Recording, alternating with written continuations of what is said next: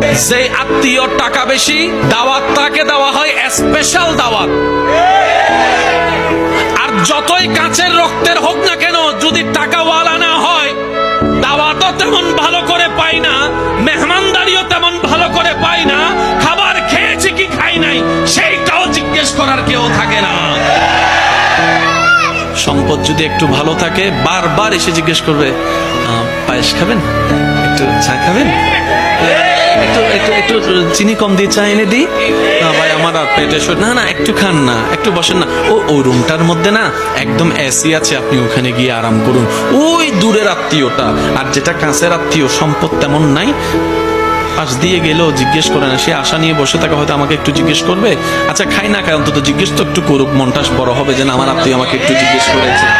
এই আশাটাও আশার মধ্যে থেকে যায়, স্বপ্নটা স্বপ্নের মধ্যে থেকে যায়, কল্পনাটা আর বাস্তবে রূপ নেয় না, কারণ আমরা এখনো পাক্কা মুসলমান হতে পারি।